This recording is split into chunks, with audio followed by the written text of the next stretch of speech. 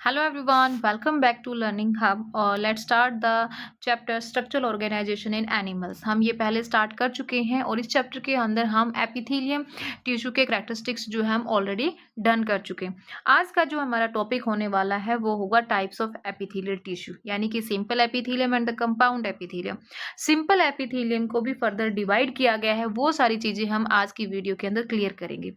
But उससे पहले हम कुछ जनरल कैरेक्टरिस्टिक्स जो एपिथेलियम के थे उनको एक बार से रिवाइज करते हैं सो दैट वो हमारे माइंड में फिक्स रहे। ओके डन, सो स्टार्ट करते हैं। Characteristics of epithelium. Cells are compactly packed with little intercellular matrix, मतलब इसके जो सेल्स हैं वो कंपैक्टली पैक्ड होते हैं। स्पेस हो भी सकता है, नहीं भी हो सकता है। Free surface facing body fluids और आउटसाइड द एनवायरनमेंट, बाहर की तरफ भी हो सकता है और अंदर फ्लूइड की तरफ भी हमें ये वाली लेयर देखने को मिल सकती है। नो ब्लड वेसल्स, इसके अंदर डायरेक्टली ब्लड वेसल्स जो है वो एंटर नहीं करती हैं। दैट्स वाई इसको हम क्या कहते हैं, ए वेस्कुलर कहते हैं।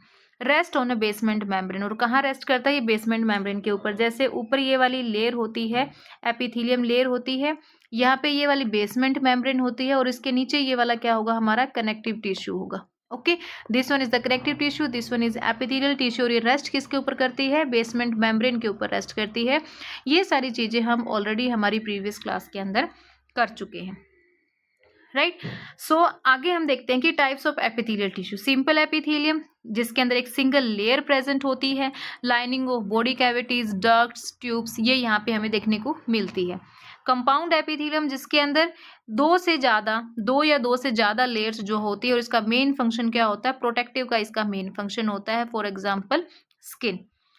अब आगे हम देखते हैं कि जो सिंपल एपिथेलियम है, these are the examples of simple epithelium. जो हमारी सिंपल एपिथेलियम है उसके अंदर उसकी स्ट्रक्चरल मॉडिफिकेशन ऑफ सेल्स की वजह से सिंपल एपिथेलियम को फर्दर डिवाइड किया गया है सिंपल स्क्वेमस के अंदर, सिंपल क्यूबॉइडल के अंदर, सिंपल कॉलमनर के अंदर और सिलिएटेड कॉलमनर के अंदर, राइट। ये जो टाइप्स आते हैं हमारे सिंपल एपिथेलियम के अंदर।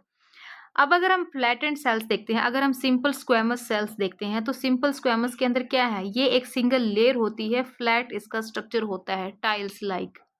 ओके, नेक्स्ट ये होती है हमारी cuboidal, this one is the cuboidal. Next is columnar, ये क्या होते हैं, ये कॉलमनर होते हैं जिसके अंदर लॉन्ग सेल्स होते हैं और इनका जो न्यूक्लियस है वो मेनली बेस पर हमें देखने को मिलता है। और यहाँ पे अगर इन सेल्स के पास, अगर इन टिश्यूज के पास सीलिया प्रेजेंट है, ये यहाँ पे सीलिया है, अगर यहाँ पे सीलिया प्रेजेंट है तो हम उनको कह देंगे सिलिएटेड कॉलमनर। क्या कहेंगे हम उनको, सिलिएटेड कॉलमनर। और ये इनके बेस पे इनका न्यूक्लियस जो है वो प्रेजेंट होता है। This is the diagram of all the simple epithelium. Done. Next अब यहाँ पे पूरा एक फ्लो चार्ट है टेबल के अंदर, सारे चारों के अंदर हमें यहाँ पे डिफरेंस हमें यहाँ पे देखने को मिल जाएगा। सबसे पहले हम देखते हैं स्क्वेमस एपिथेलियम। पहले वाला क्या है हमारा, स्क्वेमस एपिथेलियम है। स्क्वेमस एपिथेलियम यानी कि single thin layer of flattened cells. Diagram के अंदर हमने देखा था कि इसके अंदर single thin layer of flattened cells होते हैं। इस तरीके से इसके अंदर हमें फ्लैटेंड सेल्स देखने को मिलते हैं। यहाँ पे हम इसकी न्यूक्लियस जो है वो बना देते हैं, है ना। सेल्स हैव इरेगुलर बाउंड्रीज, इसकी जो बाउंड्रीज हैं वो कैसी होती हैं, इरेगुलर बाउंड्रीज होती है। मेन हमने किस पे ध्यान रखना है, मेन हमने ध्यान रखना है इसके फंक्शन का। जो स्क्वेमस एपिथेलियम है, क्योंकि ये थिन लेयर होती है, दैट्स वाई इसका जो फंक्शन होगा वो कैसा होगा, डिफ्यूजन का फंक्शन होगा। कैसा फंक्शन होगा, डिफ्यूजन का फंक्शन होगा। और लोकेशन अगर हम देखें कि कहाँ पे सिंपल एपिथेलियम यानी कि सिंपल स्क्वेमस एपिथेलियम हमें देखने को मिलेगी, वो मिलेगी वॉल्स ऑफ ब्लड वेसल्स के अंदर and the air sacs of lungs यानी कि एल्वियोलाई। जैसे कि हमारी एल्वियोलाई इस तरीके से होती है, तो यहाँ पे ऑक्सीजन आती है और CO2 क्या है वो बाहर जाती है, O2 अंदर आती है, CO2 बाहर जाती है। तो ये फटाफट डिफ्यूजन जो होता है गैसेस का, ये किसकी वजह से टेक प्लेस कर रहा है, thin layer of simple squamous epithelium. अगर यहाँ पे मोटी लेयर बन जाएगी तो जल्दी से डिफ्यूजन जो प्रोसेस है वो टेक प्लेस नहीं करेगा। इसलिए जहाँ पर भी डिफ्यूजन होता है गैसेस का, जैसे वॉल्स ऑफ ब्लड वेसल्स हो गए हैं, air sacs of lungs, alveoli हो गया है, जहाँ पे डिफ्यूजन टेक प्लेस कर रहा है तो वहाँ पे हमें कौन सी लेयर देखने को मिलेगी, सिंपल स्क्वेमस एपिथेलियम। डन, ये वाला हो जाता है हमारा। नेक्स्ट अब हम आते हैं हमारे क्यूबॉइडल एपिथेलियम पर। क्यूबॉइडल एपिथेलियम के अंदर क्या है, क्यूबोइडल एपिथेलियम के अंदर single layer of cube like cells होते हैं। इसके अंदर क्या है, single layer of cube like cells इसके अंदर हमें देखने को मिलते हैं, क्यूब लाइक सेल्स। फंक्शंस इनका क्या है, इनका जो फंक्शन होगा वो होगा सिक्रेशन के अंदर एंड अब्जॉर्प्शन के अंदर। इनका जो फंक्शन होगा वो कहाँ होगा, सिक्रेशन के अंदर एंड अब्जॉर्प्शन के अंदर। लोकेशन क्या है, ducts of glands, tubular parts of nephrons in kidney. और स्पेशल फीचर हमें कहाँ देखने को मिलता है, प्रॉक्सिमल कॉन्वोलेटेड ट्यूब्यूल के अंदर, यानी कि पीसीटी। कहाँ पे, पीसीटी पे। जैसे डक्ट्स ऑफ ग्लैंड्स है, हमारा पैनक्रियाज है, पैनक्रियाज इस तरीके से होता है ना। यहाँ पे ये जो ग्लैंड्स डक्ट्स बनती हैं, ये जो डक्ट्स बनती हैं, जो ये स्मॉल डक्ट है, ये क्या है, स्मॉल डक्ट है। तो ये जो स्मॉल डक्ट है वहां पर हमें कौन से सेल देखने को मिलते हैं, कौन से टिश्यू देखने को मिलते हैं, हमें क्यूबोइडल एपिथेलियम टिश्यू वो हमें वहां पे देखने को मिलेगा। ओके, स्मॉल डक्ट्स के अंदर। And tubular parts of nephrons in kidney, जो ट्यूबुलर पार्ट है नेफ्रॉन का किडनी के अंदर, जैसे अगर मैं यहाँ पे आपको बना के दिखाऊं, ये हमारा हो गया वुमेन कैप्सूल, है ना, इस तरीके से होता है। ये यहाँ पे कलेक्टिंग डक्ट हो गई है, आफ्टर दैट डीसीटी आता है। डन। इस तरीके से हमारा जो किडनी का स्ट्रक्चर होता है, नेफ्रॉन का स्ट्रक्चर होता है। यहाँ पे ये वुमेन कैप्सूल है।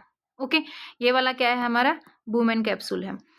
देन यहाँ पे इसने बोला है कि मेनली स्पेशल फीचर हमें कहाँ देखने को मिलेगा, पीसीटी के अंदर। ये वाला जो नेफ्रॉन के पास होता है, वुमेन कैप्सूल के पास, वो वाला कौन सा होता है, हमारा पीसीटी होता है। तो यहाँ पे जो सेल हमें देखने को मिलेंगे वो कौन से सेल होंगे, क्यूबोइडल एपिथेलियम सेल्स होंगे। और सबसे ज़्यादा अब्जॉर्प्शन जो है वो यहीं पर टेक प्लेस करती है, सबसे ज़्यादा अब्जॉर्प्शन भी यहीं पर हमें देखने को मिलती है। ओके, तो कहाँ कहाँ पर हो गया cuboidal epithelium, ducts of gland जो कि पैनक्रियाज के अंदर होता है, ट्यूबुलर पार्ट्स ऑफ नेफ्रॉन, ये ट्यूबुलर पार्ट है नेफ्रॉन का, ये वाला क्या है, ये ट्यूबुलर पार्ट है नेफ्रॉन का, जहाँ पे हमें क्यूबोइडल एपिथेलियम देखने को मिलेगा। मेनली कहाँ पर, प्रोक्सिमल कॉन्वोलेटेड ट्यूबुल्स के अंदर, यानी कि पीसीटी के अंदर। Okay, clear. देन हम चलते हैं अब हमारे कोलिमनर एपिथेलियम के पास। कोलिमनर एपिथेलियम के अंदर क्या होता है, single layer of, columnar epithelium के अंदर क्या है, single layer of tall and slender cells. क्या होते हैं इसके अंदर, टॉल एंड स्लेंडर सेल्स होते हैं। इनके जो सेल्स होते हैं ये टॉल होते हैं, और इनका जो न्यूक्लियस होगा वो कहाँ होगा, बेस पर होगा। इनका जो न्यूक्लियस होगा वो कहाँ होता है, बेस पर होता है। और जो फ्री सरफेस होता है, फ्री सरफेस पे हमें माइक्रोविलाई देखने को मिलेंगे। फ्री सरफेस में हैव माइक्रोविलाई। इसका भी फंक्शन क्या होता है, इसका भी मेन फंक्शन सिक्रेशन का होता है एंड अब्जॉर्प्शन का होता है। Location, lining of stomach and intestine, lining of stomach and intestine. जैसे हमारा ये स्टमक होता है, जैसे ये हमारा स्टमक होता है, यहाँ से इंटेस्टाइन जो है वो स्टार्ट हो जाता है। तो यहाँ पे हमें ये वाले सेल्स ऐसे देखने को मिलते हैं, ये वाले सेल्स ऐसे देखने को मिलते हैं, और इनके पास क्या है, ये सीलिया प्रेजेंट होते हैं। इस तरीके से यहाँ पे सीलिया प्रेजेंट होते हैं, ये बेस पर इसका न्यूक्लियस होता है। सो ये कौन से होते हैं, कोलिमनर एपिथेलियम सेल्स यहाँ पे प्रेजेंट होते हैं। लोकेशन क्या होगी इनकी, लाइनिंग ऑफ स्टमक होगी और इंटेस्टाइन होगी। नेक्स्ट क्या है हमारा, सिलिएटेड एपिथेलियम। कोलिमनर और cuboidal cells with cilia on free surface, मतलब जो हमारे क्यूबोइडल एपिथेलियम है या फिर कोलिमनर एपिथेलियम है, उनके फ्री सरफेस के ऊपर अगर सीलिया प्रेजेंट है, अगर माइक्रोविलाई प्रेजेंट है, तो हम उनको कह देंगे सिलिएटेड एपिथेलियम। इनका फंक्शन क्या होता है, मूव पार्टिकल्स और mucus in a specific direction, यानी जो स्टमक के अंदर म्यूकस रिलीज होता है उस म्यूकस को मूव करने के लिए, उस म्यूकस को मूव करने के लिए। और अगर हम देखें तो हमारे जो फैलोपियन ट्यूब होती है, फैलोपियन ट्यूब होती है जहाँ पे ओवा होता है, वहाँ पे भी उसकी मूवमेंट के लिए सिलिएटेड एपिथेलियम सेल जो है प्रेजेंट होते हैं, क्योंकि वहाँ क्या है, उसको ओवा को मूव करवाने के लिए एक स्पेसिफिक डायरेक्शन में, ये नहीं है कि वो दोनों डायरेक्शन के अंदर मूव करवाएगा, नहीं, सिंगल एक स्पेसिफिक डायरेक्शन के अंदर मूवमेंट शो अगर करता है तो वो कौन सा होगा, हमारा सिलिएटेड एपिथेलियम। इसने यहाँ पे स्पेशली मेंशन किया है, स्पेसिफिक डायरेक्शन के अंदर होता है, दो बोथ डायरेक्शन के अंदर नहीं होगा, सिंगल डायरेक्शन के अंदर होता है, जैसे हमारे ब्रोंक्यूल्स के अंदर होता है ना। तो वो एक सिंगल डायरेक्शन के अंदर उसकी मूवमेंट जो है वो शो करता है। डन। नेक्स्ट चलते हैं।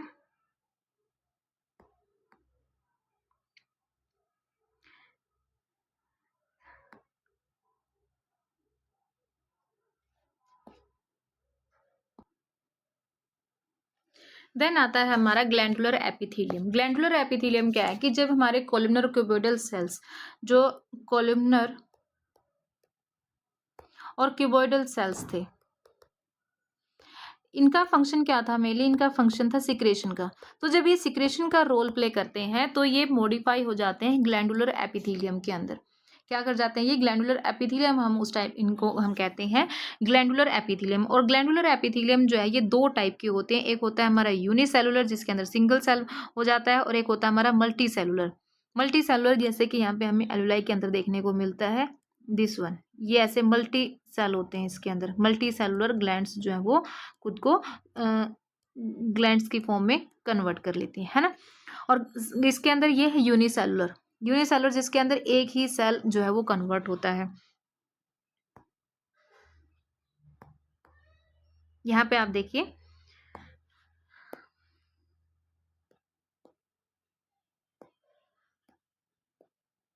Based on cell number, cell के नंबर पर बेस्ड है यूनिसेलुलर ग्लैंड्स।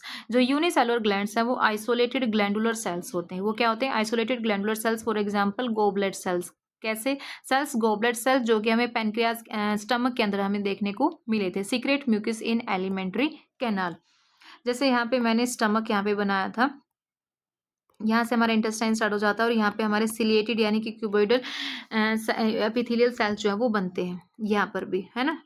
तो इसके अंदर क्या है, यहाँ पे अब HCl सीक्रेट होता है। अब उस HCl जो है वो, इसका नेचर कैसा होता है? HCl का एसिडिक नेचर होता है। एसिडिक नेचर होता है तो इसकी वजह से यहाँ पे क्या है? इरिटेशन यानी कि जलन होती है। अब उस जलन को, उस लाइनिंग को प्रिवेंट करने के लिए ये वाले जो सेल्स हैं ये ग्लैंडुलर सेल्स हो जाते हैं, यानी गोबलेट सेल्स अब हम इसको बोलते हैं, गोबलेट सेल्स। और ये क्या करते हैं? म्यूक्यूस सिक्रेट करते हैं। ये क्या सिक्रेट करेंगे? अब यहाँ पे म्यूक्यूस सिक्रेट करेंगे। ये म्यूक्यूस अब स्टमक को HCl से क्या करेगा? प्रोटेक्ट करेगा। तो जब ये सिंपल यानी कि cuboidal epithelial cell mucus secrete करते हैं तो उस टाइम पे हम इनको क्या कहते हैं? गोबलेट सेल्स कहते हैं। क्या कहेंगे हम इनको? Goblet cells. क्या करते हैं? अब ये secrete mucus in alimentary canal. और मल्टी सेलुलर कहाँ पर होते हैं? Cluster of cells, salivary glands हमें देखने को मिलते हैं। Based on cell number unicellular and the multicellular. Then next आता है based on mode of secretion. Cell के बेस पर हमने देखा कि यूनिसेलुलर होता है, मल्टी सेलुलर होता है। अब आता है सिक्रेशन के मोड के ऊपर, इसके कितने टाइप होते हैं। एक होता है हमारा एक्सोक्राइन ग्लैंड, दूसरा होता है हमारा एंडोक्राइन ग्लैंड, और एक और इसके अंदर आता है हमारा वो होता है हेटेरोक्राइन। वो कौन सा होता है? हेटेरोक्राइन या फिर कंपोजिट। कंपोजिट ये मिक्स्ड ग्लैंड होता है। हेटेरोक्राइन, मिक्स्ड ग्लैंड, हेटेरोक्राइन ग्लैंड या कंपोजिट ग्लैंड। सबसे पहले हम देखते हैं कि एक्सोक्राइन ग्लैंड के अंदर क्या होता है। सबसे पहले हम देखेंगे कि एक्सोक्राइन ग्लैंड के अंदर क्या होता है। सो एक्सोक्राइन ग्लैंड्स के अंदर हैव डक्ट्स। इसके पास क्या है? इसके पास डक्ट्स प्रेजेंट होती हैं। इनके पास क्या है? डक्ट्स प्रेजेंट होती है। यहाँ पे कुछ रिलीज हुआ है तो वो डक्ट के थ्रू जो है वो बाहर निकल जाएगा। Secrete mucus, mucus secrete, saliva secrete करता है, ईयर वैक्स सीक्रेट करता है, ऑयल है, मिल्क है, डाइजेस्टिव एंजाइम्स है ना। मतलब हमारा कान है, कान से क्या निकलता है? ईयर वैक्स निकलता है। स्किन से जो है वो फेस से ऑयल निकलता है, म्यूकस निकलता है जो HCl है, स्लाइवा है, डाइजेस्टिव एंजाइम्स है, मिल्क है। तो ये सारे के सारे क्या होते हैं? एक्सोक्राइन ग्लैंड, क्योंकि इनके पास क्या प्रेजेंट होती है? इनके पास डक्ट प्रेजेंट होती है। नेक्स्ट हमारा क्या है? Endocrine gland. नेक्स्ट क्या है? एक एंडोक्राइन ग्लैंड है जिसके अंदर कोई भी डक्ट नहीं प्रेजेंट होती है। ये डक्ट लेस होते हैं। ये कैसे होते हैं? डक्ट लेस होते हैं, क्योंकि ये हॉर्मोन्स को डायरेक्टली ब्लड के अंदर सीक्रेट करते हैं। क्या करते हैं? ब्लड को डायरेक्टली सीक्रेट करते हैं। जैसे ये ब्लड स्ट्रीम है तो ये डायरेक्टली ब्लड के अंदर जो है वो हार्मोन को सीक्रेट करते हैं। They have no duct, that's why they are known as the endocrine gland. Exocrine gland जिनके पास डक्ट होती है, एंडोक्राइन ग्लैंड जिनके पास कोई डक्ट जो है वो नहीं होती है।